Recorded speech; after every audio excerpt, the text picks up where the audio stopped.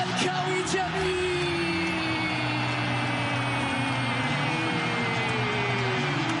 يا زمالك يا مدرسة لعب وفن وهندسة. بسم الله الرحمن الرحيم. اهلا وسهلا بكم جماهير نادي الزمالك. الزمالك يا جماعه كسب دكادها 1-0 في ماتش كان المفروض يبقى سهل، بس الاداء خلى الجمهور كله قلقان وزعلان. محمد السيد ضيع ركله جزاء والفريق شكله ما كانش في يومه. تعالوا نحلل مع بعض اداء كل لاعب، وكمان نحلل الفريق ككل، ونحلل المدير الفني يانيك فيريرا، ونشوف مين كان قد المسؤوليه ومين لا. نبدأ على طول تفاصيل الفيديو بتاعنا النهاردة. أول لاعب معانا الحارس محمد صبحي. ماتش طبعا كان هادي نسبيا، بس هو كان مركز في كل الكرات اللي جاتله، في العرضيات والتصويبات. التمريرات الطولية عنده غير دقيقة بالمرة، والطلوع بالكورة زفت وقطران. بصراحة بيغرق كل زمايله المدافعين في حتة الطلوع بالكورة. أنا مش عارف، ما بقاش شايف حواليه ولا إيه، مش عارف بصراحة. نديله 6/10. نيجي للدفاع، هنبدأ بالباك اليمين عمر جابر. تحركاته كانت كتير لقدام، بس العرضيات ضعيفة، وتمركز الدفاعي ساعات بيكون متأخر. وبالنسبة لعمر جابر نديله 6.5/10. نيجي للباك الشمال أحمد فتوح. كان أقل من مستواه، وكان باين عليه الإرهاق، ومفيش دقة في العرضيات. وبالنسبة لفتوح نديله 6/10. نيجي يا جماعة بعد كده لقلبين الدفاع. نبدأ بالونش. الونش كان كويس جدا، تدخلاته قوية، تركيز عالي جدا، غطى على الباك اليمين والباك الشمال. وبالنسبة للونش نديله 7.5/10. محمد اسماعيل أداؤه كان جيد، وكان بيقطع الكورة، وكان بيحاول يغطي على زمايله. بالنسبة لمحمد اسماعيل هنديله 7.5/10. نيجي لنص الملعب بقى يا جماعة. نبدأ بسيف جعفر. كان بيلعب ديفندر 6، بيحاول يبني اللعب من تحت، بس مكانه كديفندر مش مريحه خالص، وبصراحة مش مريحنا احنا كمان، لان مش معقول فتوح تحطه في المركز ده وانت عندك دونجا وعندك محمد شحاتة وعندك احمد ربيع. انت بتجربه في مركز زي ده ليه؟ يا تحطه في مركزه وتريح دماغك وتريحنا، يا اما ما تحطوش في مركز يعمل منه مشاكل. لان انت برضك ده كنا بنلعب دكاداه، ودكاداه لو فريق قوي كان نص الملعب بتاعنا انكشف زي مباراة المحلة زي ما انتم فاهمين. نيجي للاعب اللي بعد كده محمد السيد. كان بيلعب نص ملعب 8، طبعا ضيع ركلة الجزاء اللي كانت ممكن تريحنا في الشوط الثاني. طبعا الجماهير زمت عليه، وبعدها حاول يعوض بتحركات كويسة، بس طبعا الجماهير فاقدة الثقة فيه لانه مش عايز يجدد.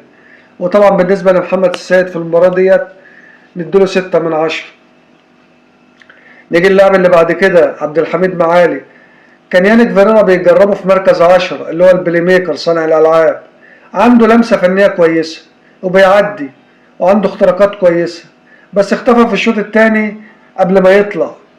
محتاج شوية سرعة في قراراته، ومحتاج يظبط تصويباته. بالنسبة لعبد الحميد معالي ياخد 7/10. نيجي للخط الأمامي اللي هو خط الهجوم. عندنا 3: أحمد شريف وشيكو بنزا وسيف الدين الجزيري. أحمد شريف كان بيلعب جناح شمال، عمل شغل دفاعي كويس، بس كان شغله الهجومي مش أكتر من الدفاع. محتاج يجرب يسدد أكتر ويلعب على المرمى أحسن. بالنسبة للشريف هنديله 6.5/10.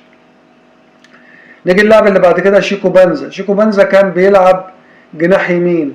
شيكو بنزا بقى يا جماعة عشان نبقى عارفين، هو لاعب المفروض يلعب لوحده، يعني مش عايزين جمل تكتيكية معاه، ما بيلعبش مع حد.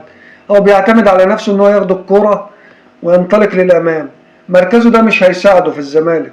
انت عايز تلعبه راس حربة، يبقى منه ايه؟ ياخد الكرة ويجري للأمام، يحاول يراوغ المدافع اللي معاه، وممكن يعدي مرة تتاخد منه مرتين.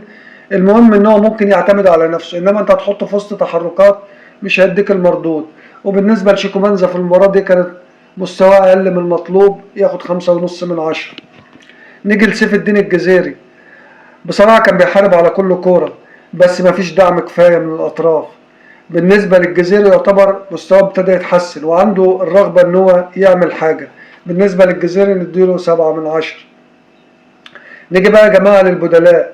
اخوانا الفينا نزل في الشوط الاولاني مكان احمد شريف المصاب، وبرضك نزل عبد الله السعيد، ونزل حسام عبد المجيد، ونزل بنتاك. يعني مجموعه تغييرات انا شايفها ما اضافتش جديد بصراحه.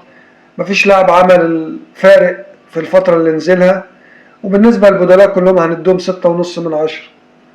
نيجي بقى للمدير الفني يانيك فيريرا. التشكيل على الورق تمام، لكن في التطبيق العملي الاداء باهت جدا.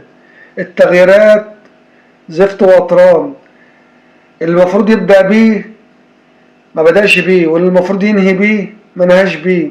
مفيش جمل تكتيكية واضحة في المباراة، مفيش حاجة واضحة للفريق. الفريق بنشوفه النهاردة زي امبارح، زي من اسبوع، زي من شهر. دي وجهة نظر انا الشخصية. بالنسبة دي اول حاجة.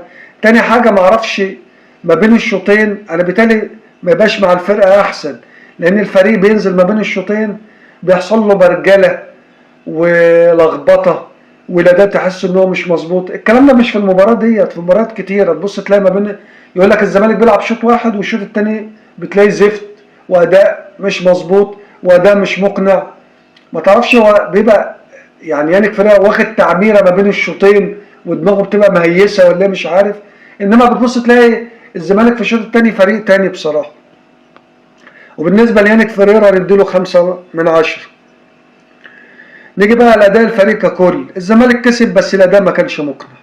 الاستحواذ كان أكتر من 65%، لكن بدون فايدة وبدون خطورة حقيقية. لازم الفريق يراجع نفسه هجوميا قبل الماتشات اللي جاية، ولازم يراجع نفسه دفاعيا برضك، لأن خصم ديكاداع ما كانش خصم قوي. التقييم العام للفريق هنديله 6 من 10. بصوا بقى يا جماعة، احنا عايزين رأيكم في الأداء. انتوا شايفين مين كان نجم المباراة؟ أنا مش شايف فيه نجوم في المباراة، ومين شايفينه لازم يقعد شوية على الدكة. في لعيبة لازم تقعد على الدكة. ونشكركم على حسن المتابعة، والسلام عليكم ورحمة الله وبركاته.